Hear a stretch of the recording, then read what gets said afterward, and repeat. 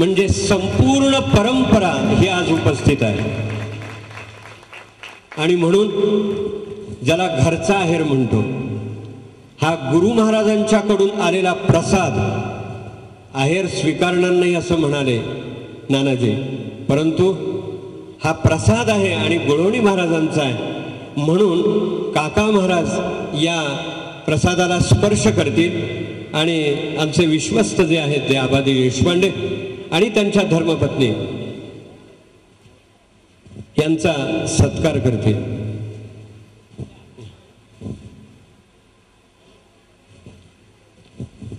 दिगंबरा दिगंबरा श्रीपाद वल्लभ दिगंबरा.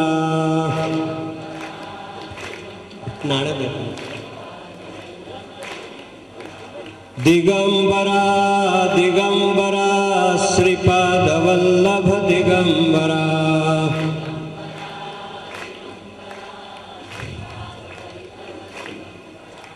दिगंबरा दिगंबरा श्रीपाद वल्लभ दिगंबरा.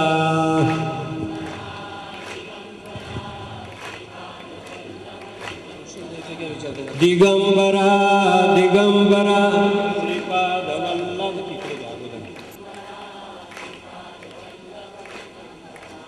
दिगंबरा दिगंबरा श्रीपाद वल्लभ दिगंबरा.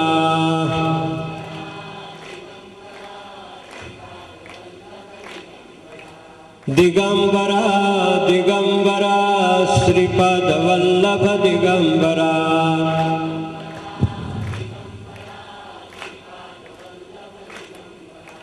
दिगंबरा दिगंबरा श्रीपाद वल्लभ दिगंबरा.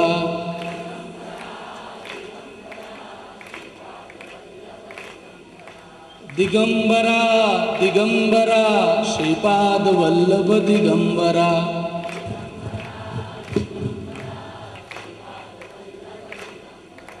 दिगंबरा दिगंबरा श्रीपाद वल्लभ दिगंबरा.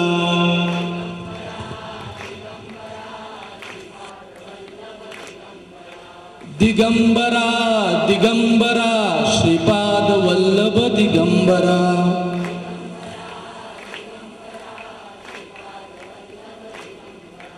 दिगंबरा दिगंबरा श्रीपाद वल्लभ दिगंबरा.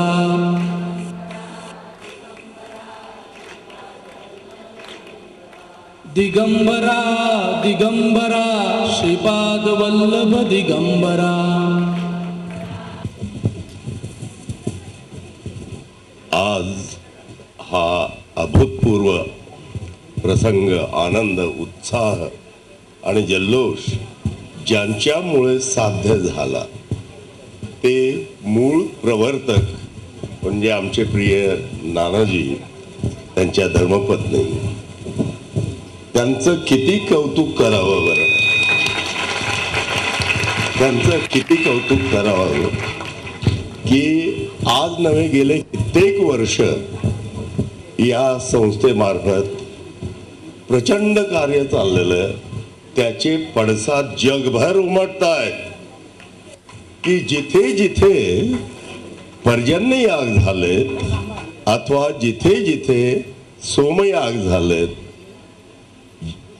वाजपेयी याग झालेत, त्याचे पडसाद जगभर आहेत, विसरू नका.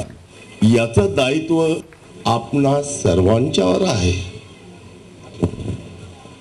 नानांचा सत्कार आता संपन्न झालेला आहे. मी नानांना विनंती करतो, सगळ्यांनी टाळ्यांच्या गजरात पुन्हा एकदा नानांना अभिवादन करूया. यानंतर आजचे जे उत्सव मूर्ती आहेत त्यांचं आशीर्वचन आपल्याला सगळ्यांना ऐकून घ्यायचंय. सुरुवातीला आदरणीय परमपूजनीय श्री दादाश्री तथा मोहन जाधव यांचं आशीर्वचन होणार. आज ते आपल्याला इथं लाभले प्रमुख अतिथी म्हणून, त्यांची आज अग्रपूजा झाली. संपूर्ण विश्व ज्यांनी आपल्या कर्तृत्वानं, आपल्या साधनेनं, आपल्या यज्ञानं, आपल्या तपश्चर्यानं हलवून सोडलेलं आहे, असे परमपूजनीय श्री दादाश्री यांना मी विनंती करतो की त्यांनी आपलं आशीर्वचन सगळ्यांना द्यावं. There are so many Vedic scholars by the divine grace of Sadguru Gulavani Maharaj, who happens to be Nanaji's and so many others beloved Sadguru. In his presidency, this event for the last so many days has been unfolding. आज या ठिकाणी अनेक वैदिक scholars उपस्थित आहेत.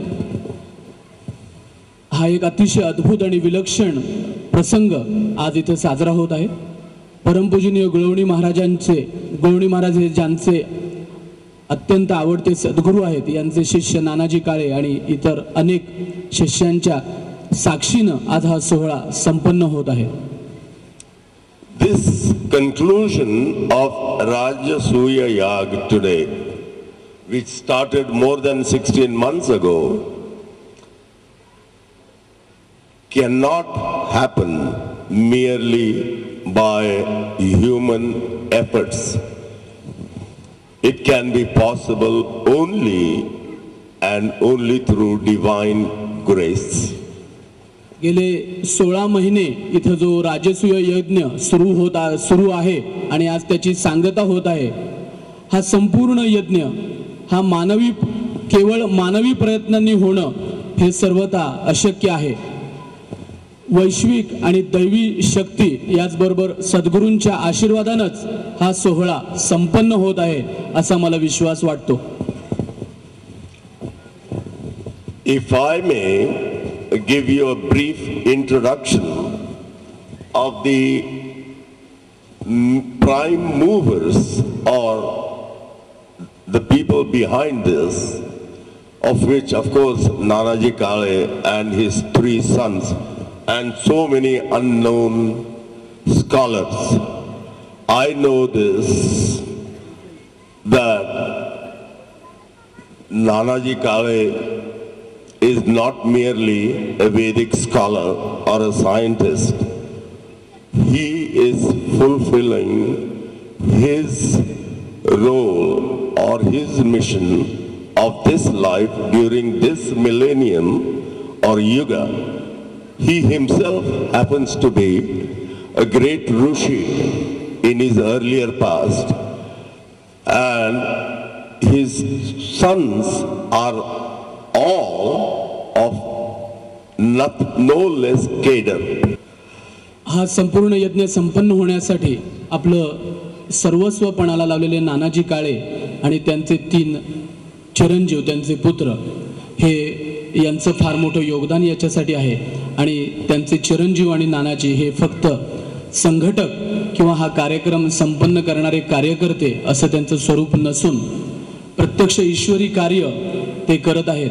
नानाजी काळे म्हणजे कलियुगातील एक महान ऋषीच आहेत, हे आपण लक्षात घेतलं पाहिजे.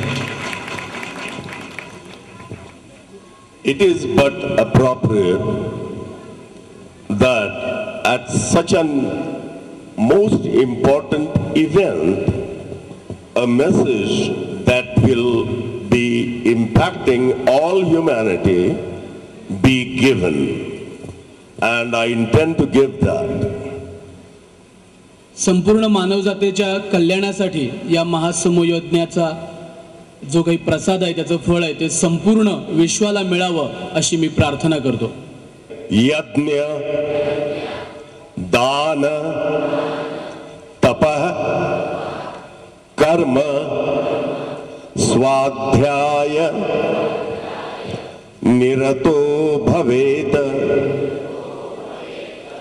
एष एव हि श्रुत्युक्तः सत्यधर्म सनातनः. हेच 5 तत्व आहेत पहा. आपण आपल्या जीवनामध्ये त्याचा स्वीकार करून अनुशासन करायचं. हेच मला सांगा. मी आपला अत्यंत ऋणी आहे.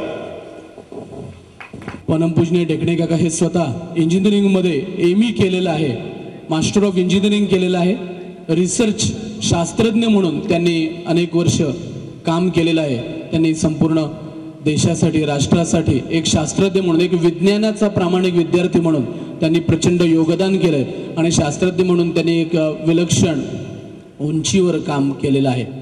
मात्र याचबरोबर जे अंतर्गत शास्त्र आहे, योगाचं शास्त्र आहे, अध्यात्माचं शास्त्र आहे, त्यामध्येही काका महाराजांनी एक अत्यंत विलक्षण उंची गाठलेली आहे. मला इथं वाटतं की अध्यात्म आणि विज्ञान यांचं मिलन म्हणजेच पूजनीय काका महाराज आपले आचार आणि आपले विचार प्रत्यक्ष कृतीत आणणारे जे काही थोडेफार मोजके लोक आपण पाहिले असतील किंवा आपण ऐकलं असेल यांच्याबद्दल, अशातले आचार आणि विचार प्रत्यक्ष कृतीत आणणारं एक अभूतपूर्व व्यक्तिमत्व म्हणजे परमपूजनीय काका महाराज.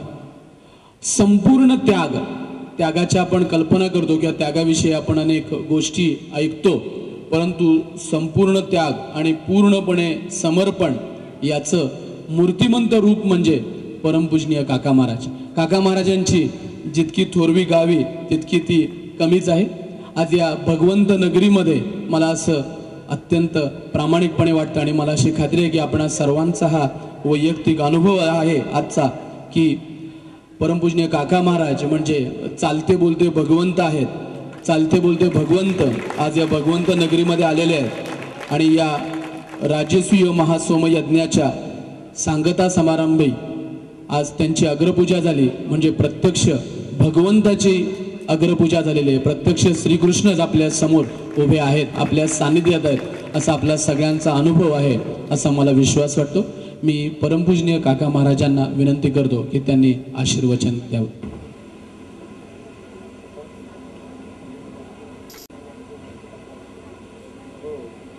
आमच्या शास्त्राप्रमाणे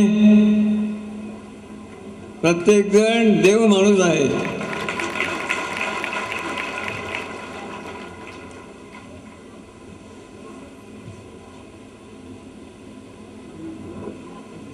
काही कमतरता असतील, सगळ्या लोकांना देव बनवणं हे आमचं कार्य आहे.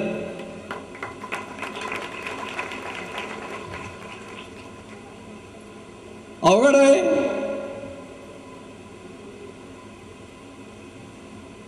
काही न्यूनता असेल, परंतु आम्ही म्हणतो की प्रतिमामध्ये ईश्वरत्व भरलेला आहे. तो चांगला असो अगर वाईट असो, कसंही जरी असला तरी देवत्व आहे. देवत्वाशिवाय कोणी असू शकत नाही असं आमचं म्हणणं आहे. वेळ लागेल, वेळ लागला तरी सुद्धा जे एक प्रकारचं मोठं कार्य आहे. कार्य कुठलं की सगळ्यांना देव बनवणं. देव म्हणजे काय? सगळ्यात देव कोण? सगळ्यात आवडतो कोण? घरामध्ये कोणाला आवडतो आपण सगळ्याला कोण म्हणतो? आई. आईशिवाय जगामध्ये कोणी प्रिय नाही. तेव्हा सगळ्यांना देव बनवण्याचं कार्य आणि या दृष्टिकोनातून मला असं वाटतं की आपण सगळ्यांनी मिळून जर एकत्र प्रयत्न केले, सगळ्या लोकांना देव बनवणं याचा अर्थ जी जी की न्यूनता असेल, कमीपणा असेल, तो सगळा काढून टाकणं. आणि थोडक्यामध्ये सगळ्यात श्रेष्ठ काय आम्ही नेहमी सांगतो की सगळ्यामध्ये श्रेष्ठचं काय असेल तर आपली प्राणशक्ती ही सर्वात महत्वाची गोष्ट आहे. प्राण जर नसेल तर आपल्यात काय आहे बरं? आपण प्राण आहोत, जगाचे प्राण व्हायला पाहिजे. आपण प्राणरूप होणं, प्राणरूप होऊ सगळे, असा आमचा हा विचार आहे. अवघड तर आहे, परंतु त्याच्या करते आपले कष्ट हे निळ्या प्रकारचे बाकीच्या देशामध्ये कोणत्या गोष्टींनी काय चालतं ते बरोबर चालता का नाही हे आम्हाला समजलं नाही. आम्ही त्याचा परवा करत नाही. आम्हाला माहिती आहे फक्त हे की आम्ही सगळे एका दृष्टीनं त्यांना आम्ही श्रेष्ठ रूप म्हणतो. ते श्रेष्ठ रूप सगळ्या लोकांना प्रदर्शित नव्हे प्रत्यक्ष रूप करून दाखवणार आहोत. त्याला काय उपाय आम्ही म्हणतो की त्याच्याकरता सर्वात श्रेष्ठ म्हणजे काय असेल तर प्राणशक्ती आहे. प्राणशक्तीचा एक आम्ही उपाय सांगितलेला आहे. काय उपाय? उपाय म्हणजे प्राणशक्ती आपण आहोत तर प्राणशक्ती करता डोळे मिटणं हा पहिला भाग. नुसते डोळे मिटले असताना प्राणशक्ती ही आपोआप वर जाऊन ती वरचा जो काही श्रेष्ठ भाग आहे अत्यंत सूक्ष्म जो भाग आहे तो सूक्ष्म भागाला मिळण्याशिवाय राहणार नाही.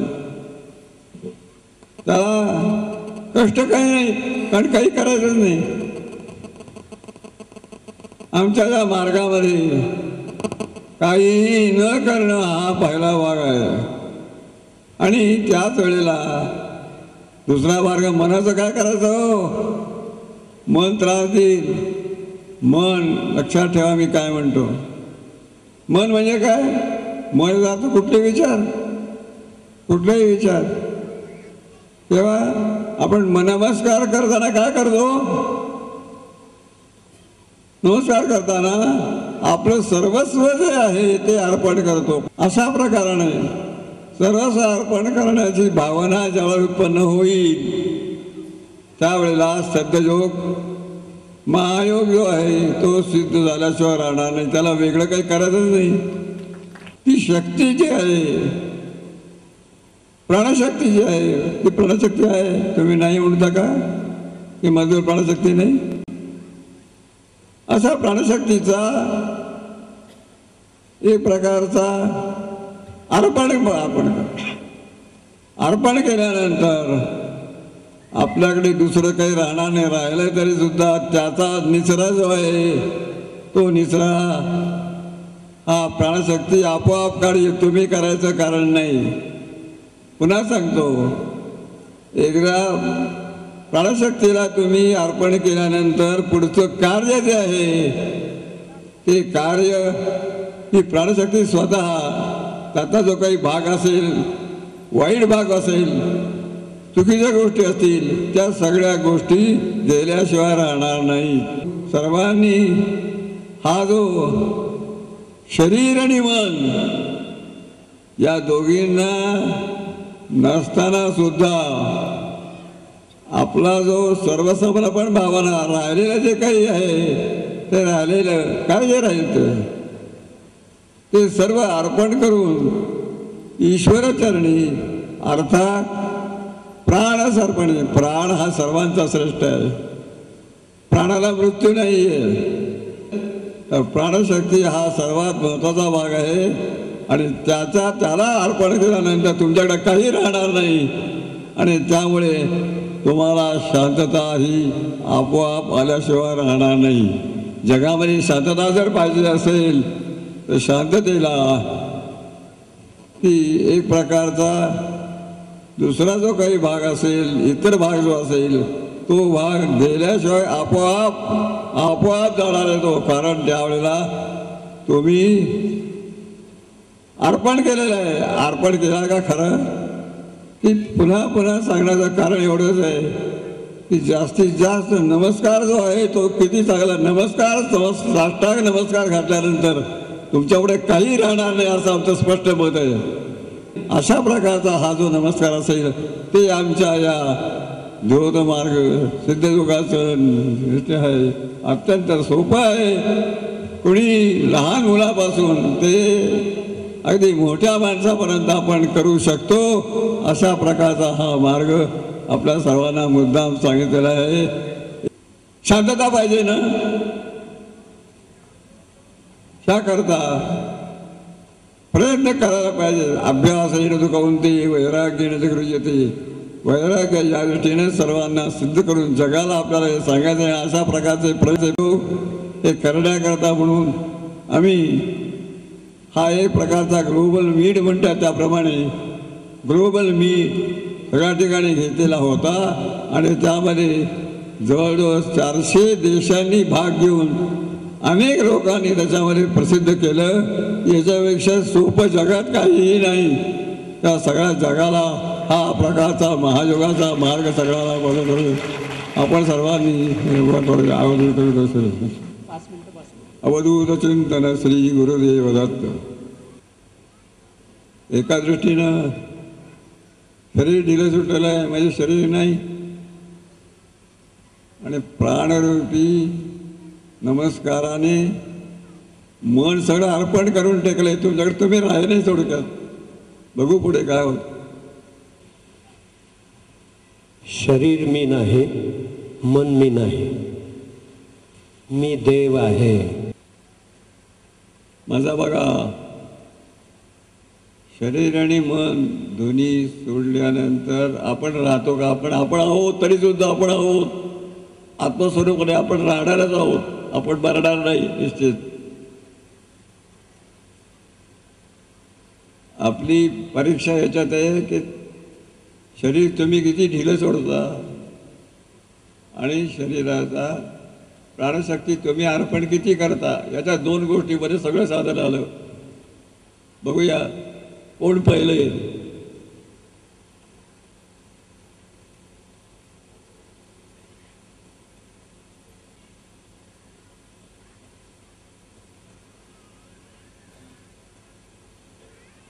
शरीर ढिलं सोडण्यामुळे शरीराचं काम संपलं आणि नमस्कार केल्यामुळे पूर्ण नमस्कारामुळे नमन याचा अर्थ आहे नमन.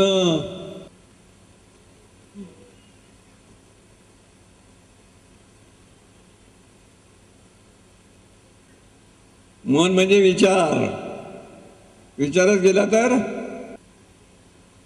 अलंबनासा तपसीयमाने शनै शनै शांती उपैती दहा. सर्वांनी हळूहळू डोळे उडायला हरकत नाही. शांततेचे जी गमक आहे ते आपल्या चंटी ठेवलेले आहे. आपल्या सर्वांना आपण सर्व चैतन्य स्वरूप असत्या कारणाने, कारण चैतन्य स्वरूप याचा अर्थच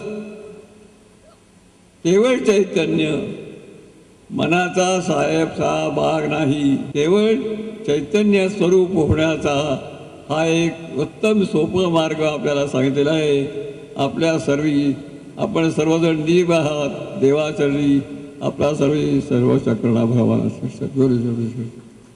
अवधूत चिंतन श्री गुरुदेव दत्त. परमपूजनीय काकांच्या आशीर्वचनानंतर आता आपण आभार प्रदर्शनाकडे जाणार आहोत. ज्यांनी ज्यांनी अर्थसहाय्य केलंय असे हे जयसिंह मोहिते पाटील अकलूज, SK माळी सांगोला, अनेक लोकांनी या राजसूय सोमयाग समितीतर्फे बार्शीमध्ये सर्व साधकांची ज्यांनी व्यवस्था केली आहे त्या सर्वांचे स्वामी समर्थ मंदिर, भगवंत मंदिर, मुरलीधर मंदिर, प्लाझा मंगल कार्यालय अशा